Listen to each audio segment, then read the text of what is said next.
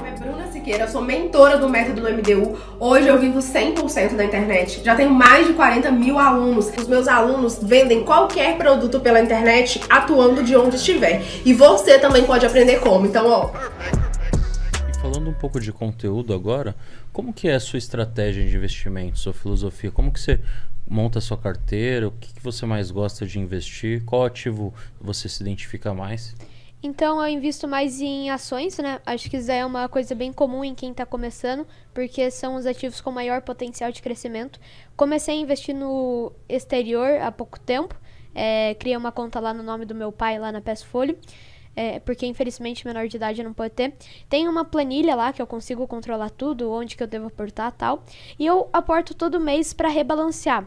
Eu procuro não vender as coisas. Se algo sobe muito, eu procuro não vender, e sim aportar no que está faltando. Porque assim eu sempre vai subindo na carteira. Então eu sempre procuro aí ter ações, fundos imobiliários, exterior, criptomoedas, renda fixa, eu procuro ter também, sempre bom ter uma reserva de valor. Porém, como eu tô começando ainda, né, eu comecei a investir pra mim em janeiro e por causa disso a minha carteira ela ainda não tá como eu quero, mas eu tô trabalhando pra deixar ela do jeito que ela tem que ser. E eu acho que quando ela chegar aí, daí é só ir aportando quando faltar tal, e sucesso. Mano, isso que você falou é importante minha carteira ainda não está da maneira que eu quero. Eu falo isso porque no quadro, né, do 0 ao 100 mil, que eu aporto publicamente, várias pessoas, né, em vários episódios comentavam, mas não tá bem diversificado, não tá, né, sei lá, tipo, tem muito em renda variável, né? Tem muito mais em ações do que fundos imobiliários. Olha quantas ações você tem, olha quantos fundos. Só que a pessoa não entende que o processo de você formar uma carteira leva tempo. Sim. Tá ligado? Ainda mais quem tem pouco dinheiro. Porque eu falo o seguinte, o cara tem lá R$1.000 para investir, né? Que já no nível Brasil já é um valor alto, vamos dizer assim. Dos R$1.000... Aí o cara tem que ter um pedaço em renda fixa, julgo eu, tá? Um pedaço em renda fixa, vamos dizer ali, 20% a 25%, né? Vamos definir, 25%, aí sobra 75%. Desse 75%, dependendo do objetivo dessa pessoa, se o cara fala, eu quero ter uma receita mais previsível, né? Uma renda mais previsível, ele vai colocar em fundos imobiliários, não 75%, mas uma maior parte do que sobrou. Outra parte em ações. Só que é o seguinte, lembrando que se o cara for colocar R$300 em ações, ele vai conseguir comprar quantas unidades de ações de quantas empresas. Imagina. E aí que o jogo começa. Porque o cara vai falar, mano, eu compro, se eu tenho R$300, eu compro, sei lá, umas 4, 5 empresas e tenho, 5 ações de cada. Ou eu compro 2 empresas, né, e posso ter 20 ações de cada, né. E aí o que o cara se esquece, né, pelo menos as pessoas que estão acompanhando, que no outro mês você também vai ter os R$1.000, se o cara manter uma boa organização financeira. Então, ele se planejando, fala, em um ano eu vou ter R$12.000. Como que eu vou formar essa carteira durante esse um ano? Eu vou primeiro fazer o quê? A minha reserva de valor, seja colocar em um ETF de ouro, uma parte em renda fixa, e aí eu já vou formando no outro mês a parte de fundos imobiliários, no outro mês focar em valor, né, tipo ações. E é um processo, né? Na própria carteira do 0 ao 100 mil, eu tenho lá 50% em ações e 50% fundos imobiliários. Se eu não me engano, eu acho que tem 3 fundos imobiliários, né? Que faz parte desse 50%. E hoje, 3 ou 4 ações, né? Que faz parte dos outros 50%. E aí os caras, né? Comentou no último vídeo do 0 ao 100 mil que eu vi lá. Tá tudo em renda fixa, tá pouco diversificado. Isso porque está com R$40.000 na carteira.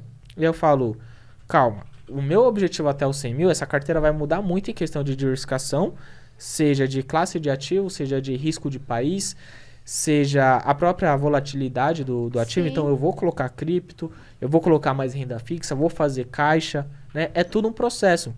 Só que o cara acha que com R$1.000, ele pode até fazer isso, né? Sair comprando tudo que é classe de ativo, tudo que é diversificação, e no final ele tá mais pulverizado e não tem tanta segurança na carteira Não, Por dele. isso que é tipo- importante saber a diferença entre diversificar e pulverizar.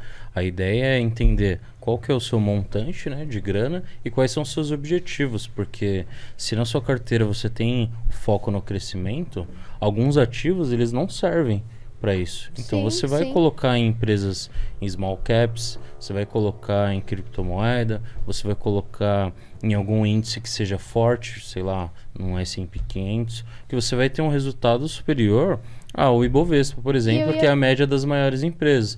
E outra, se você quer muitas empresas com pouco dinheiro, ou você vai ter uma ação de cada, igual o Murilo falou, ou você investe no ETF. A ideia é você entender que cada carteira é individual. A minha carteira vai ser diferente do Murilo, do Miguel. Cada um tem um objetivo diferente. Vai ter uma parte lá que você vai focar na sua aposentadoria. Vai ter uma parte que você vai focar no aumento do seu patrimônio. Vai ter uma parte que você quer preservar e você vai colocar no valor. E aí por isso que as pessoas às vezes não entendem e acabam criticando. Então eu acho muito melhor um cara ter 10 ações... ou 5 ações, 3 fundos e ter um pouco de renda fixa, um pouco de cripto, do que ter 30 empresas e eu perguntar sobre as 30 e ele saber responder sobre 3. Que também não adianta investir em 30 empresas e você não souber quais são os resultados Sim. dessas empresas, quem que está na administração, quantos clientes ela tem, se ela cresceu, como que ela está em relação ao concorrente, como que ela está de lucro, como que está os passivos dessa empresa, as dívidas. E aí, se a pessoa investe em uma tonelada de empresa e não sabe o que está acontecendo com ela, a carteira dela está descontrolada. E nós, como investidores, temos que ter o controle. A gente tem que controlar o dinheiro e controlar a nossa carteira. E, mano, uma coisa que você falou aí sobre cada um ter a sua carteira muito verdade, porque imagina assim, um cara ele comprou uma ação porque ele gosta dessa ação, só que ele sabe que ela já subiu bastante, mesmo assim ele quis entrar, e por isso ele preservou ali um valor para caso ela caia ele entrar mais. E ele fala, ó, gente, comprei essa ação aqui porque eu gosto dela. De outro cara ele vai lá e coloca todo o dinheiro dele nessa ação. Daí, quando a ação cai, o outro tem aqui o caixa para comprar. Mas o cara que copiou, ele perdeu o quê? 10% do patrimônio dele. Não tem mais o que colocar. Depois vai lá e coloca a culpa no cara. E também, por exemplo, sobre divisão de carteira. Uma coisa que eu acho muito importante é você ter aí, por exemplo, 10% da sua carteira, eu gosto aí de deixar em especulações, sabe? Em especulações de empresas que eu gosto, não de empresas ruins. Então, por exemplo, eu vi aí uma empresa boa que caiu bastante, eu acho que ela vai subir, até por causa de alguns resultados aí que ela vem entregando. Eu compro ela para depois que ela subir eu realizar esse lucro, sabe? Mas eu tenho aqui os meus outros 90% que eu vou levar para buy and hold. Não vou mais vender, vou levar para minha vida inteira. Então, assim, eu acho legal ter essa divisão, entendeu? Porque eu acho que assim você acaba potencializando mais seus lucros. Lógico que não é todo mundo que vai querer fazer e tá tudo certo, cada um tem o seu método. Eu acho que no final, o que cabe é fazer o simples. E fazer o simples não quer dizer que é fácil, né? As pessoas confundem muito isso. Então, vou fazer o simples. É o quê? Eu vou escolher empresas que eu conheço e vou ter uma estratégia definida na minha carteira. É fácil fazer isso? Não, porque você vai ter que estudar a empresa, o mercado muda a cada 5 minutos, a cada segundo. Se você vai focar ali em crescimento, você coloca em cripto, uma hora a criptomoeda subiu 20%, no outro dia caiu 15%, caiu 30%, né? E aí, a partir do momento que você entende, mas que a sua filosofia de investimento está tão definida na sua cabeça, que, mano, dependendo da oscilação, dependendo do que tá caindo e do que tá subindo, aquilo não vai te surpreender, porque você sabe onde quer chegar, né? Então, se você fala, caiu aqui, sei lá, 20% uma cripto, eu vou comprar, porque eu sei onde eu quero chegar. Se você vê uma promoção, né, na Bolsa de Valores, Itaúsa caindo, Taesa caindo, falou, isso aqui é pro longo prazo, é buy and hold, então eu vou comprar, né? E se tá subindo mais, aí que você tem a paciência, né, que você fala, não, na minha opinião tá caro, eu vou segurar aqui a parte do caixa, para quando vir oportunidades, não só naquela classe de ativos, mas no mercado como um todo, dentro da sua carteira, é a partir daí que você começa a multiplicar seu dinheiro. Que nem lá no do 0 ao 100 mil, você tá com uma rentabilidade lá de 98%, né? E por que isso? Você mesmo lá falou nos seus vídeos. Eu tive caixa para comprar barato durante a pandemia. Isso é o fator primordial. Então, assim, muitos investidores, eu vejo, e isso daí é uma estratégia que eu tenho também, que durante um ano ou outro ele vai tendo 5%, 10%. Só que daí durante a crise ele consegue 50%. Então acho que tá tudo certo você esperar o momento certo pra agir. Não tem problema você ter uma rentabilidade de 2% em um ano, se no outro você vai conseguir 20%. Entende? Então tá tudo certo, você esperar o momento certo. A ideia é entender que a gente não consegue controlar a bolsa, mas a gente controla a nossa exposição a ela. E aí o rendimento ele não vai ser fixo. Então quem fala que é fixo está mentindo. Sim. Tem que ter essa noção de que haverá momentos de crise e aí é importante ter dinheiro.